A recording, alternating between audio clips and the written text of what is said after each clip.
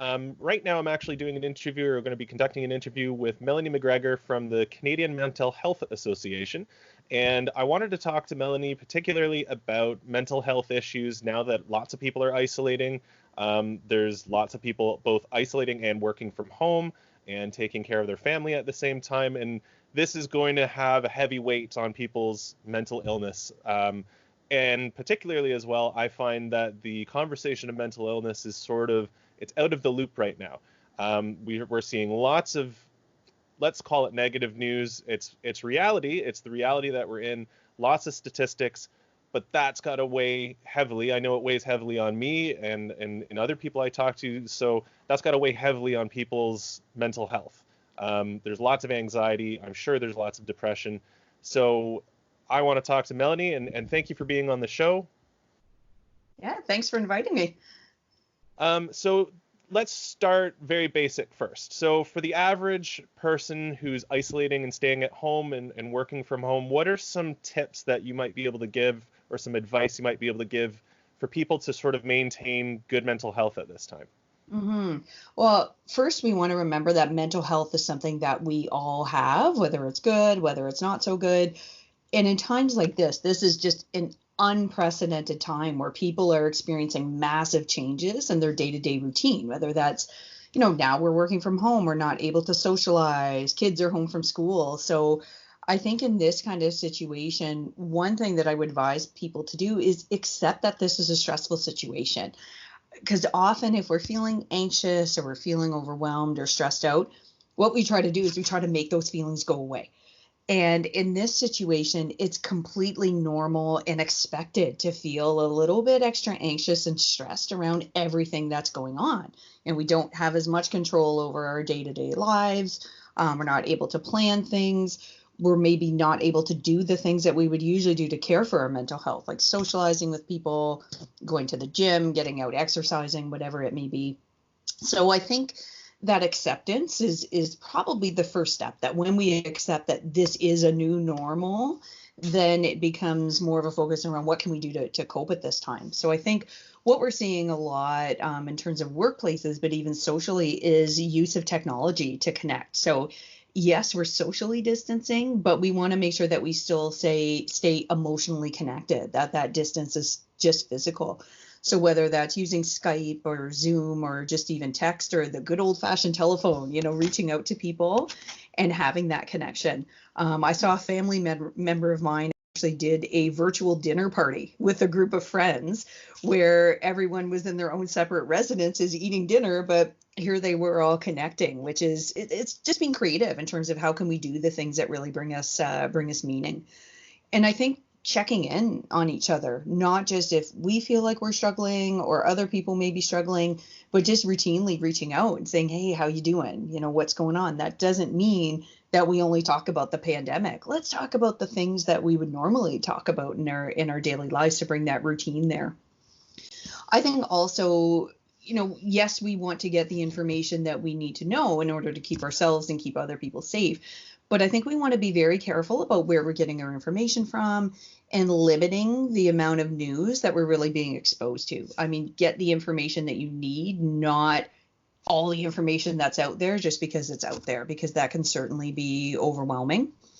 And I think even just setting boundaries, because in the situation where we're working from home, I mean, I've regularly worked from home even before the pandemic. So it hasn't been a huge adjustment for me, but it's been reminding myself about what are some of the things that I do regularly. So setting those boundaries, that when my workday is done, my workday's done. It can be very tempting to, I'll just check this email, or I'll keep my phone on or whatever, but that can really cut into that downtime and the family time that we might have at the end of the day. And I think as well, keeping to our regular routines as much as we can. If someone's a morning person, hey, start your workday early in the morning, depending on what's available in your job. But I think around this time, especially, self-care should be top of mind. I mean, it's something that we always want to do, but it becomes extra important around times of stress. So eating regularly, eating healthily, getting enough sleep, exercising in safe ways, whatever it may be. I think that would be the number one tip, is really prioritize your self-care and really check in with how you're feeling. Yeah, for sure. That's all great advice, for sure. And I think it's one of those things that people always, when they think of self-care, they think more about the clinical things, I guess, right? Like, Mhm. am I washing my hands? Am I Mhm. distancing? Not thinking about how am I taking care of sort of my emotional well-being and things. So I think that's all great advice. Has the Canadian Mental Health Association seen an influx of people reaching out for resources since the pandemic has struck? Have you guys seen a lot more activity? We have. So we have a 24/7 Coast crisis line, and we've definitely had an increase of calls of people who are feeling in crisis, or, really struggling with their mental health around the situation. So we really find that we're having more people reaching out and talking about their anxiety, or talking about how helpless they're feeling in the situation, which, it's good to know that people know that we're here and that they are reaching out, because that may not be something that people would think about doing every day. If they're like, well, I get through every day pretty well, okay. I find my mental health is generally okay. I don't need to use those supports. It's a different situation. So people may be using different supports, or they may be using supports that they've always used a little bit more. So I think that's part of that self-care as well, is, yeah, what are the things that we can do every day to care for our mental health, but when do we need to connect with other supports? And we're definitely seeing people doing that. Right. So then let's talk then about folks who are suffering with a level of mental illness, people who might have chronic anxiety or depression or any other mental illness. This is going to be a particularly stressful time, a particularly difficult time for people who might be suffering with those things. So what kind of resources and advice can you give both to the people who might be a mental health sufferer, but also to the people around them, maybe to like reach out? What advice could you give around that? hmm So, while I said, it is normal for probably everybody to feel a little bit extra stressed or anxious at this time.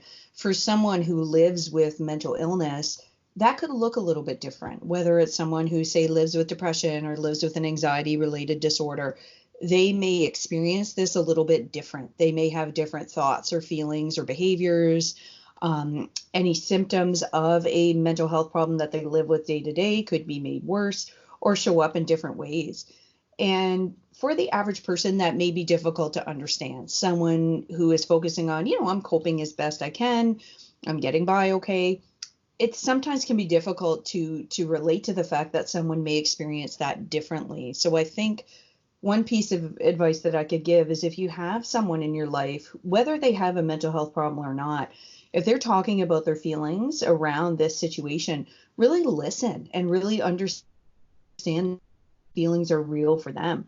We may think, wow, this person's having a really extreme reaction, or they're overreacting, or I don't feel that way, so I'm not really sure where they're coming from. I mean, we're all individuals, so we're going to experience things differently. And if someone does have a mental health disorder, yeah, that can definitely impact their reaction. So I think, as much as possible, I would suggest to people, really listen to people in your life and really show that empathy, that what they're feeling is real for them, whether it's different than how we feel or not. Just listen as best we can, help them feel heard, and help them talk about what it is that they're experiencing. And I think, again, checking in regularly, set a routine, not just when you think someone may be struggling. Maybe it's every day, every other day you're checking in with someone. And again, that doesn't mean that we only have to talk about the pandemic, or we only have to talk about their anxiety. We can talk about anything. It's just that social connection that may be part of people's coping strategies, because the things that all of us may do, whether we have a mental health disorder or not, the things that we do to cope and stay healthy, maybe we're not able to do those things. Getting out or exercising, going to the library, whatever it is. Maybe the supports that we're used to accessing, maybe those aren't as available, or they're available in different ways. So it's adapting to that change. So I think if people have regular supports that they access, it's looking at, how are those supports being offered now? Say, is a counselor doing virtual sessions? Are you able to do a phone consultation with your doctor, or whatever it may be? So whatever supports and resources people have used for mental health disorders, explore connecting with those. Have those changed at all? What are some things that you can do? And really having that connection as well, just understanding that we're all in this together and anyone's mental health can be affected. So just being there for each other and being supportive. Yeah. And what kind of resources could people potentially access through Canadian Mental Health Association? Are there things that people could reach out to your association to find help? Yeah, absolutely. So we've before this pandemic, we did free walk-in counseling every week throughout Halton. So now we're delivering that as free call-in counseling. So it's anyone who wants to talk about anything that's going on in their life. Our counselors are there. It's free. There's no appointment. There's no referral. It's a great way to reach out and just have that listening ear, or maybe talk about some supports that folks might need and how to access those supports. So how it works is we have a call-in counseling number set up, which is 289-291-5396. And so folks can call that number and a counselor will call them back within 24 hours. So it's available Monday to Friday. So that's definitely something that we want people to reach out to and let other people know that we're available, that we're here to help during this time. We also have our 24/7 Coast crisis line. If someone's feeling in crisis or is concerned that someone in their life may be in crisis, that continues to be available. So the Coast number is 1-877-825-9091. Or sorry, 9011. So that is always available. Some other things that we can suggest in the community are if folks have employee assistance programs through their workplace, reach out to those, see what resources are available there. In Halton, we also have 211 is available around community services. And even our Halton Community Services directory, which is available online, they've identified what are some specific kind of services that can help during the pandemic situation. And even peer support as well. We at CMHA, we have 3 peer mentors that themselves live with mental health or addiction concerns. And so they can provide that different kind of support to people who are on a very similar journey. So that's available. Folks want to check out our CMHA Halton website and also explore other organizations that find that as well. I find support services are being really creative in this time to make sure that people have those supports that they need. So it's just us being creative and being willing to explore those in different ways.